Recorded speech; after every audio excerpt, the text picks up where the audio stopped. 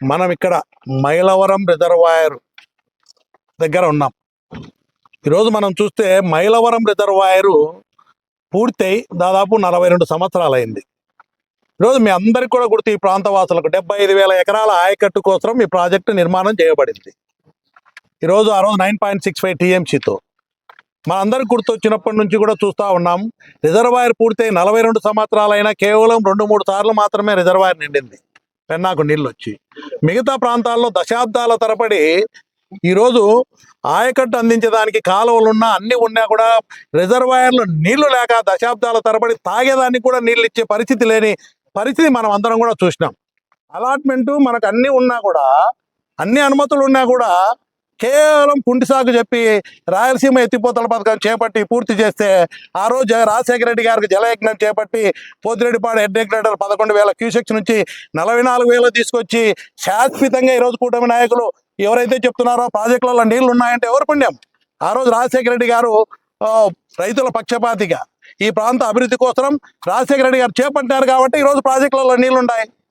దాని తర్వాత ఏం జరిగింది? తెలంగాణ 840 అడుగుల కంటే పోతిరెడ్డిపాడు లెవెల్ కంటే కింద నుంచి నీళ్లు వాడడం 8 టీఎంసీలు రోజు వాడుకుంటా పోతా ఉంటే ఈరోజు నీళ్ళు మనకు వచ్చే పరిస్థితి లేదు.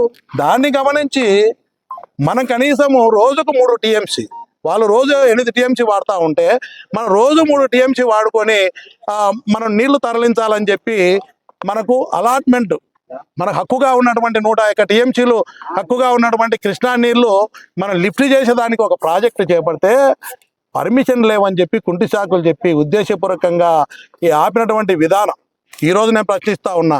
కేసీ కెనాల్కు నీళ్లు లేవు. ఈరోజు కడప జిల్లాలో కేసీ కెనాల్ ఆయకట్టు ఎండిపోతూ ఉంది. ప్రొద్దుటూరు కానీ మైదుకూరు కానీ కేసీ కెనాల్ ఆయకట్టు ఎండిపోతూ ఉంటే ఈ నాయకులంతా ఏం చేస్తున్నారు?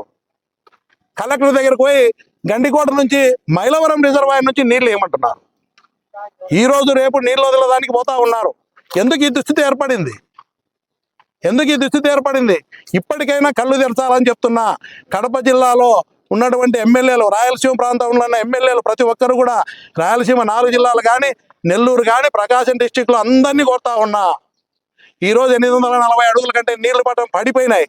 పోతిరెడ్డిపాడు నుంచి నీళ్ళు వచ్చే పరిస్థితి లేదు. ఈరోజు మనకు ముందుగానే నీళ్లు పోతిరెడ్డిపాడు 44,000 క్యూసెక్కుల సామర్థ్యాన్ని పెంచడం వల్ల రిజర్వాయర్లో నీళ్లు ఉన్నాయి కాబట్టి ఇప్పుడు ఇబ్బందులకు వాడుకుంటున్నాం. అదే కృష్ణాలో నెక్స్ట్ ఇయర్ వర్షం రాకపోతే, వరద రాకపోతే చాలా దుర్భిక్షమైన ప్రాంతంగా మనం గతంలో చూసాం. చీనా చెట్లు మన ప్రాంతంలో రాయలసీమలో చీనా చెట్లు ఎండిపోయి బోర్లు 1000 అడుగులు 1500 అడుగులు వేసినా కూడా నీళ్లు లేక చీనా చెట్లు 1000 ఎకరాలు ఎండిపోయి నరికేసుకున్నటువంటి పరిస్థితి చూసాం. తాగేదానికి నీళ్లు లేని పరిస్థితి చూసాం మనం. మళ్ళీ అలాంటి పరిస్థితులు ఏర్పడే పరిస్థితులు ఈ కూటమి ప్రభుత్వం చేయడం వల్ల ఉత్పన్నమయ్యే పరిస్థితి ఉంది. కాబట్టి ఈరోజు నేను ఈ నాయకులను అడుగుతా ఉన్నా, రాయలసీమ ఎత్తిపోతల పథకం అవసరం లేదని ఇక్కడ ఎవరైతే రాయలసీమ ప్రాంతంలో ప్రజలు గెలిపించారో అత్యధిక స్థానాలు, ఈ నాయకులంతా చెప్తున్నారు రాయలసీమ పథకం అవసరం లేదు. నేను ప్రతి ఎమ్మెల్యేని పేరున అడుగుతా ఉన్నా, అవసరం ఉందా లేదా? మీరు ఈ ప్రాంతానికి అన్యాయం చేసిన వాళ్ళుగా, శాశ్వతంగా అన్యాయం చేసిన వాళ్ళుగా మీరు నిలిచిపోతారు. ఇప్పటికైనా ప్రతి ఒక్కరు కూడా రాయలసీమ ప్రాంత కూటమి ఎమ్మెల్యేలందరూ కూడా స్పందించాలా. జగన్మోహన్ రెడ్డి గారు ఈ ప్రాంతానికి ఒక ఇన్సూరెన్స్ పథకం లాగా, వరప్రదాయం లాగా తీసుకొచ్చిన రాయలసీమ ప్రాంతం చేపట్టేంత వరకు కూడా వైఎస్ఆర్ కాంగ్రెస్ పార్టీ దీనికి అనుకూలమైనటువంటి మేధావులందరూ కూడా చెప్తున్నారు. ప్రతి ఒక్కరిని కలుపుకొని, అనుకూలంగా వచ్చే పార్టీలను కలుపుకొని పెద్ద ఎత్తున పోరాటం చేసి రాయలసీమ ఎత్తిపోతల పథకం చేపట్టేంత వరకు కూడా పోరాటం చేస్తాం. వీళ్ళు చేసే పరిస్థితి లేనప్పుడు నెక్స్ట్ తప్పకుండా 2029లో జగన్మోహన్ రెడ్డి గారిని ముఖ్యమంత్రిని ప్రజలు చేసేదానికి సిద్ధంగా ఉన్నారు.